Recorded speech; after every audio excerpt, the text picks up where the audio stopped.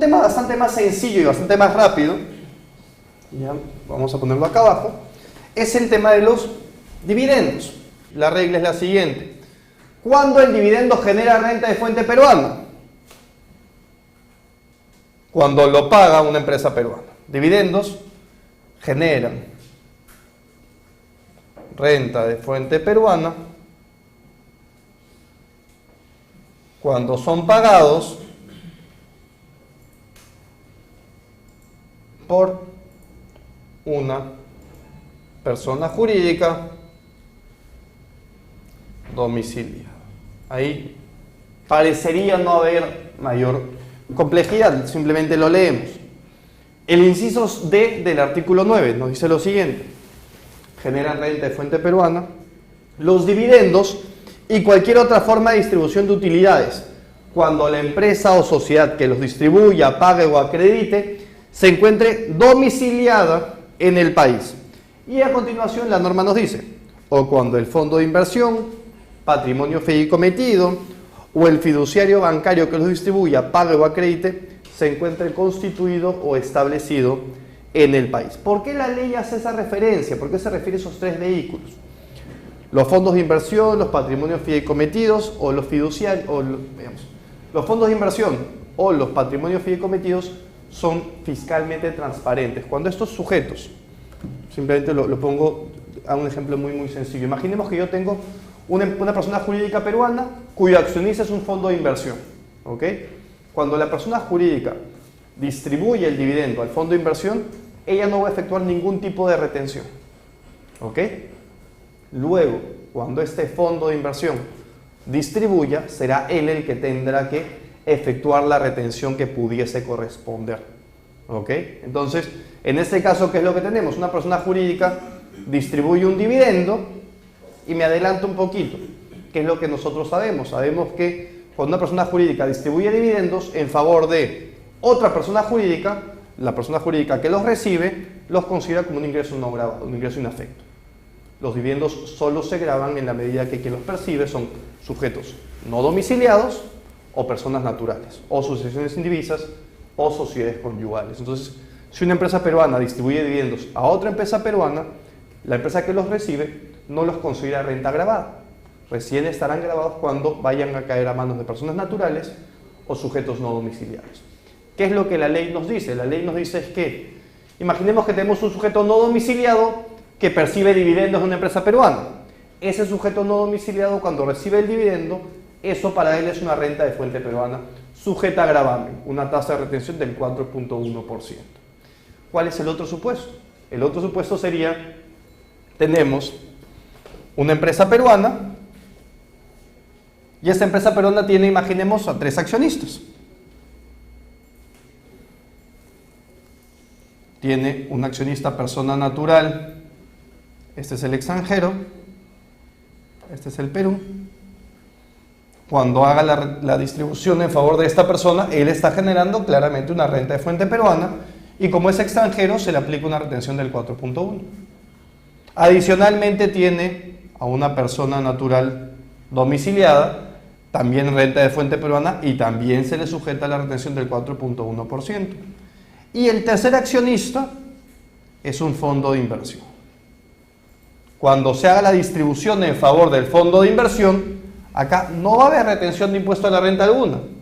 Pero el día de mañana este fondo de inversión puede estar obligado a distribuir como ganancia el dividendo que ha percibido. Cuando él lo distribuya, ahí se generará una renta de fuente peruana. ¿Ok? Por eso es que la norma hace referencia también a estos sujetos. Porque estos sujetos, estos vehículos, son susceptibles de obtener rentas, obtener dividendos que ellos luego van a pagar al exterior, generando en favor de los beneficiarios o en favor de los beneficiarios domiciliados rentas de fuente peruana. El siguiente es el inciso E, que simplemente lo vamos a leer, creo que no merece mayor comentario, y nos dice lo siguiente: genera renta de fuente peruana las rentas generadas en actividades civiles, comerciales, empresariales o de cualquier índole que se lleven a cabo en territorio nacional.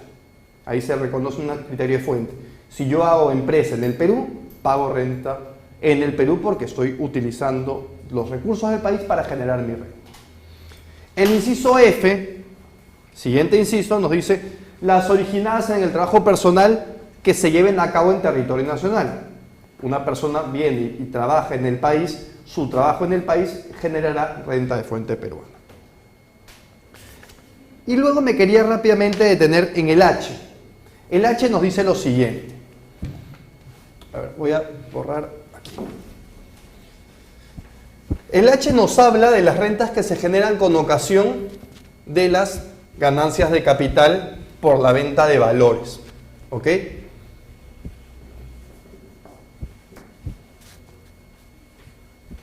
Ya. Y acá la norma nos dice lo siguiente. Entonces el 9H establece lo siguiente.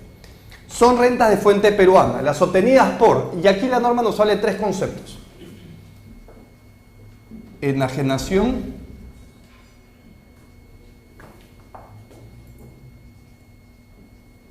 redención o rescate de... Voy a leer lo que dice la ley, pero todos los efectos nosotros vamos a definir todos esos conceptos como valores mobiliarios, aun cuando técnicamente esta definición no es correcta, pero es una definición que la ley también utiliza. Entonces, aun cuando sabemos que no es correcta técnicamente, vamos a referirnos a ellos por un tema de simplicidad. Entonces, miren lo que la ley nos dice. Genera renta de fuente peruana, las obtenidas por la enajenación, redención o rescate de acciones y participaciones representativas del capital, acciones de inversión, certificados, títulos, bonos y papeles comerciales, valores representativos de cédulas hipotecarias, obligaciones al portador u otros valores al portador y otros valores mobiliarios. Entonces, nos dice, genera renta de fuente peruana en la enajenación, redención o rescate de acciones, títulos, bonos, certificados, valores al portador, otros valores mobiliarios. ¿Cuándo? Y acá viene la parte pertinente. Dice, ¿cuándo?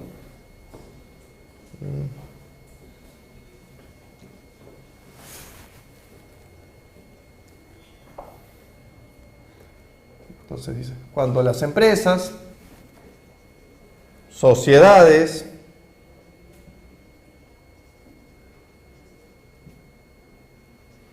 fondos de inversión,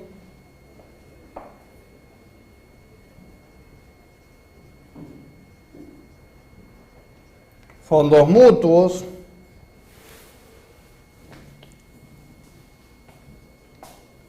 o patrimonios fideicometidos que los hayan emitido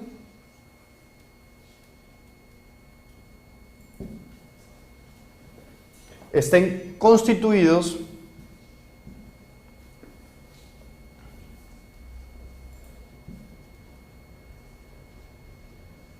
o establecidos en el país. Entonces,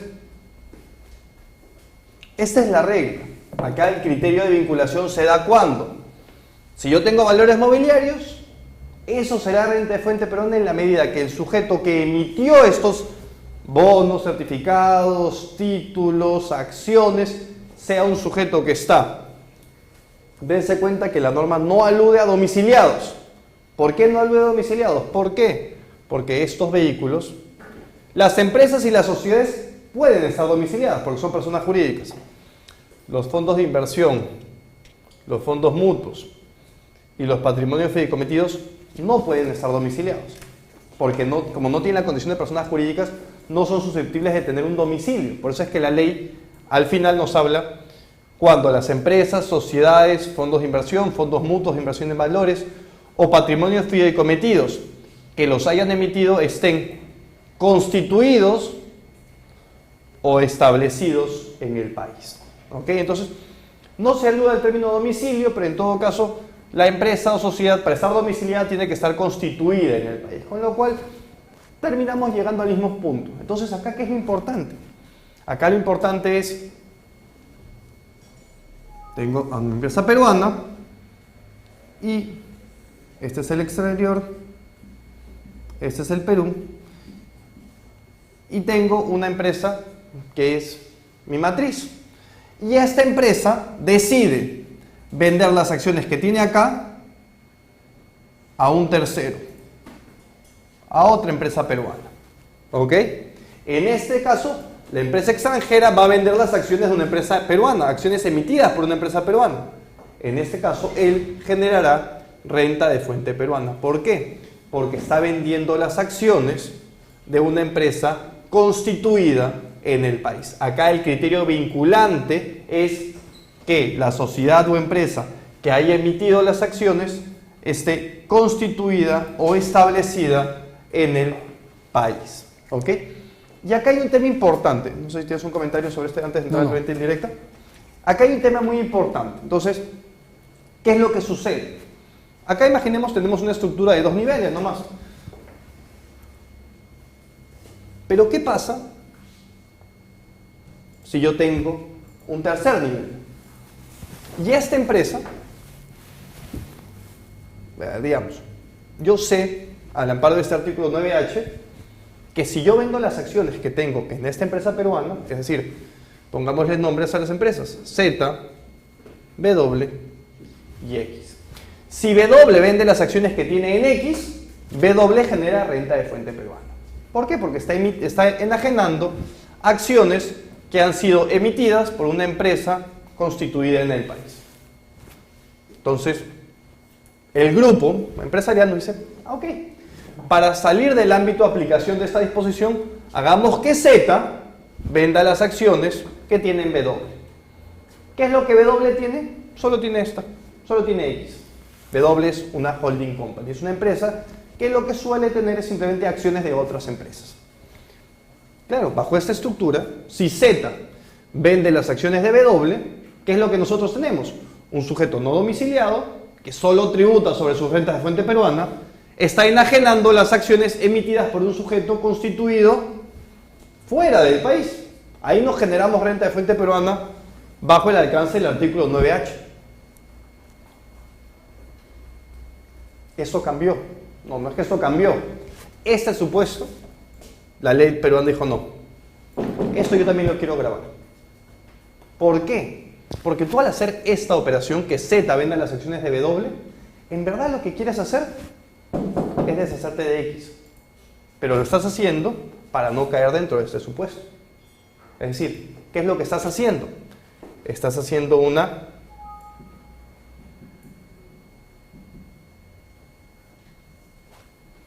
venta indirecta.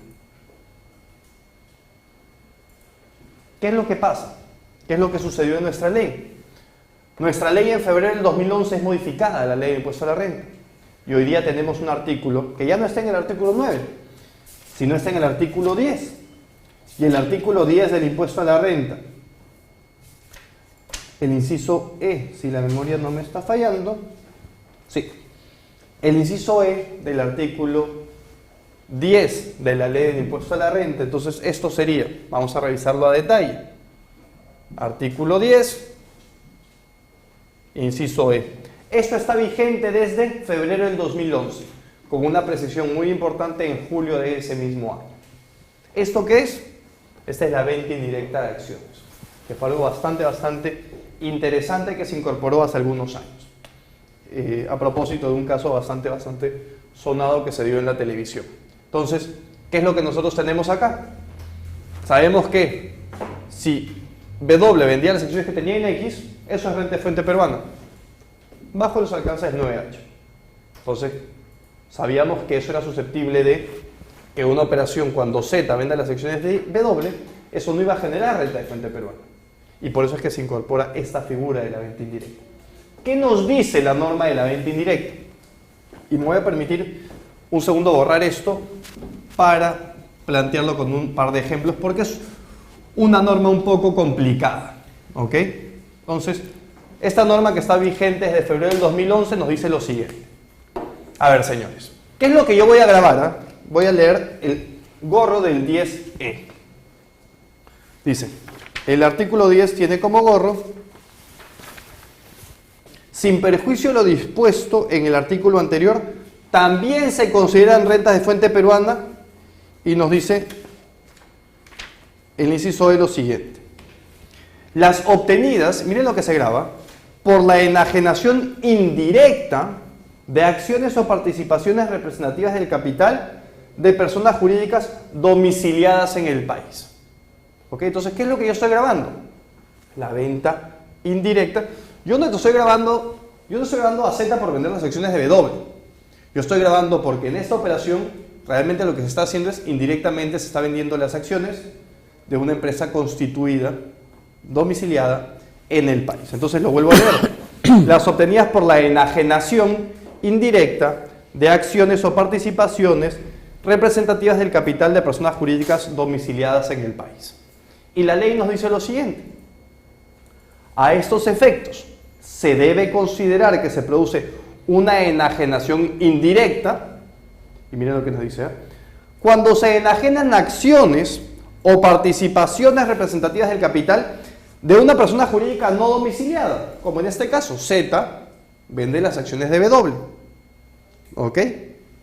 Que a su vez, W es propietaria en forma directa o por intermedio de otras empresas de acciones o participaciones del capital de una o más personas jurídicas constituidas, domiciliadas en el país.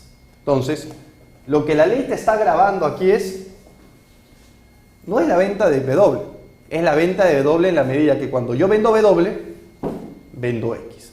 Y la ley nos establece dos requisitos, dos condiciones, porque no cualquier venta de una acción de la holding va a generar una venta indirecta, evidentemente. Entonces la ley establece dos criterios. Un primer criterio para entender que esta operación puede generar una venta indirecta es un criterio de valor. ¿A qué se refiere un criterio de valor? El criterio de valor se refiere a lo siguiente.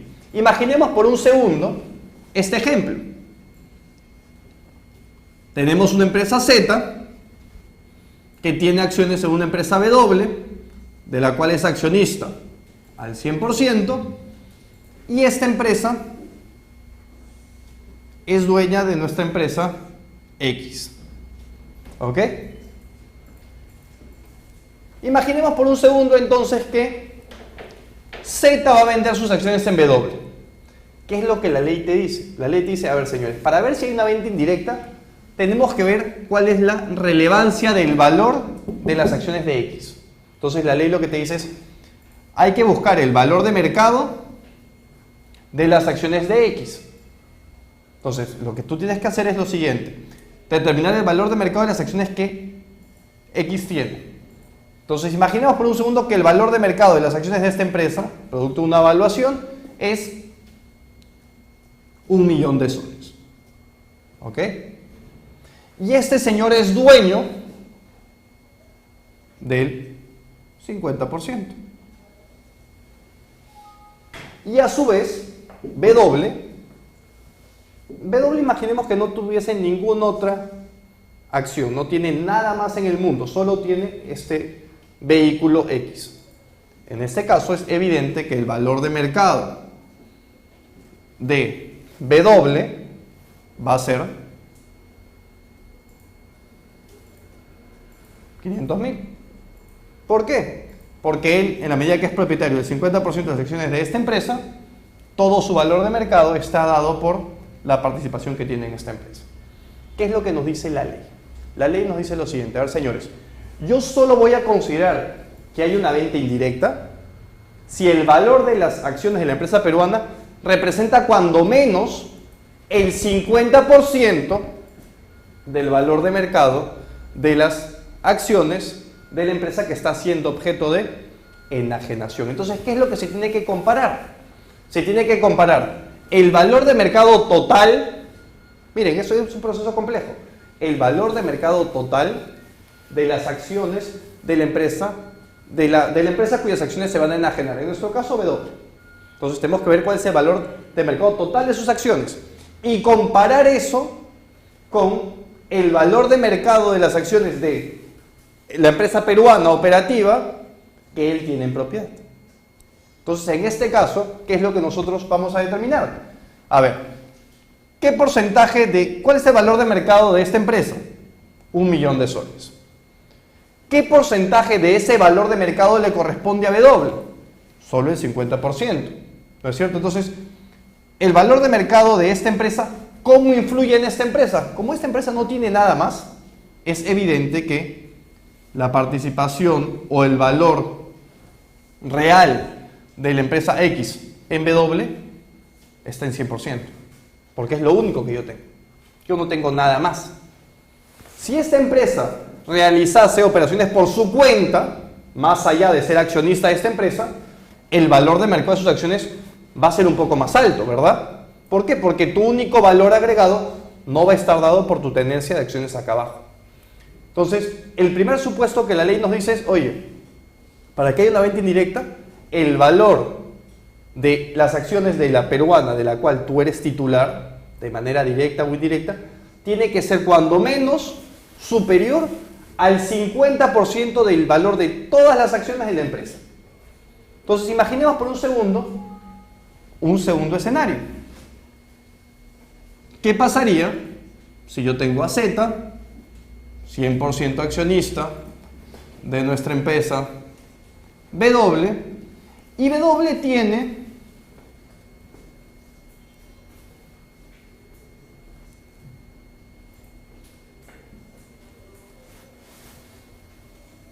tres subsidiarias?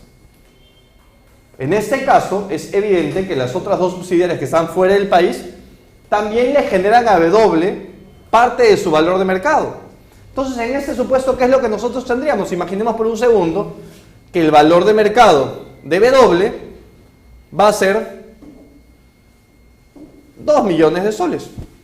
¿Por qué? Porque esta operación y esta operación le generan un ingreso que impacte en el valor de la empresa y en el valor de mercado de todas sus acciones. ¿Y cuál es el valor de mercado de la empresa X?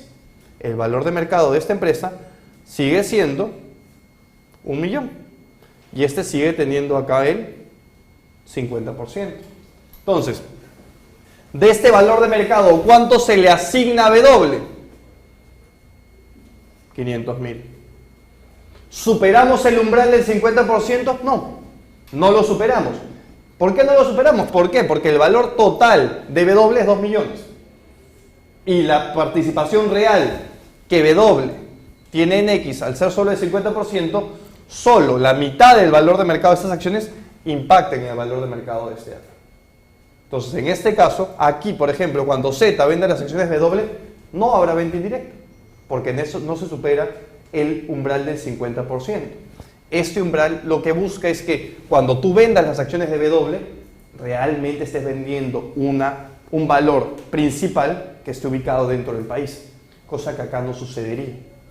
¿Ok? Entonces, rápidamente voy a leer la norma, aun cuando la norma es un poco complicada. Dice lo siguiente: las dos condiciones. La primera condición es la siguiente: en cualquiera de los 12 meses anteriores a la enajenación, el valor de mercado, y voy a hacerlo siguiendo este ejemplo para que sea sencillo seguirlo. Dice, en cualquiera de los 12 meses anteriores a la enajenación, con lo cual no solo hay que ver el balance el día que tú vendes, sino hay que ir incluso 12 meses para atrás.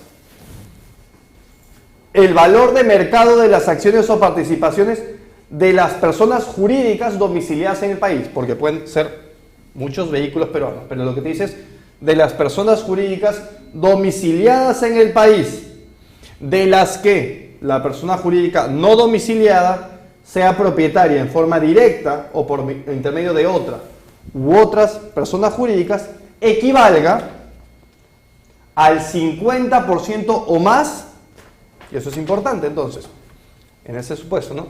Nos están diciendo, mira el valor de mercado de las acciones de esta empresa que esta tenga. Entonces acá sabemos que si el valor de mercado de las acciones de las acciones de X es 1 millón y ella es accionista del 50%, A ella le corresponde de esto $500,000, ¿verdad?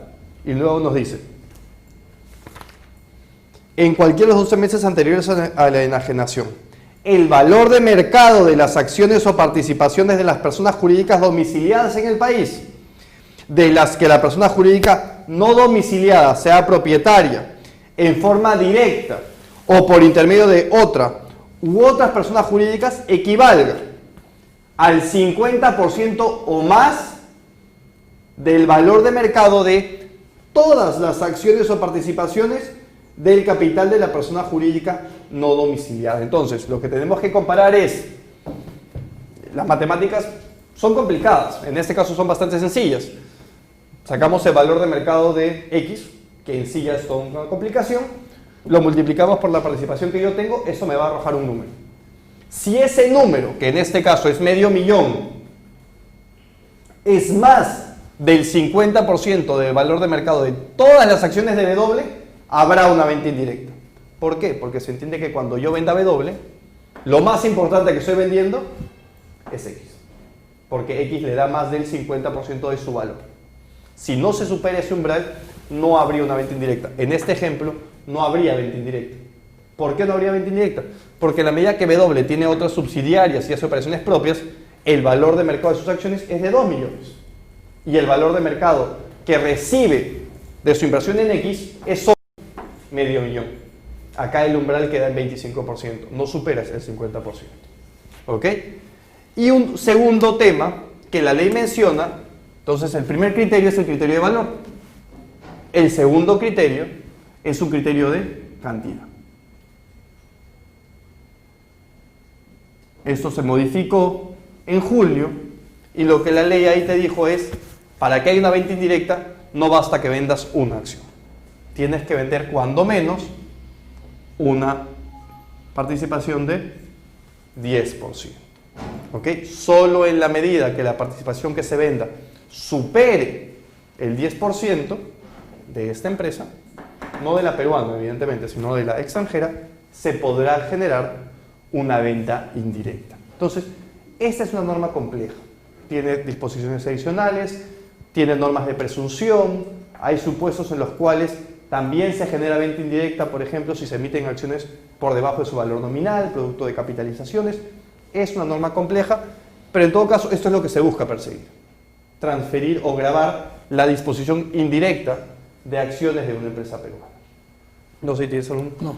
Y simplemente ya para cerrar rápidamente, hay dos temas sobre los cuales constantemente se hacen comentarios, que son los servicios digitales y la asistencia técnica. ¿Ok? Los servicios digitales y la asistencia técnica son dos conceptos que están incorporados en el artículo 9 de la ley. ¿Y qué es lo que la ley nos dice respecto a estos conceptos? La ley nos dice, señores, si usted recibe un servicio digital a través del Internet, o si usted, sujeto no domiciliado, presta un servicio que califica como asistencia técnica, es decir, yo te enseño a ti cómo hacer algo, y por lo tanto lo que te transfiero es, te enseño a hacer algo, y el día de mañana tú lo vas a poder hacer sin que yo esté atrás tuyo explicándote cómo se hace. En esos casos, ¿cuándo se verifica que hay renta de fuente peruana? Cuando el servicio digital prestado a través del Internet o la asistencia técnica es utilizada económicamente en el país. En ese supuesto, en esos dos supuestos, en el supuesto de servicios digitales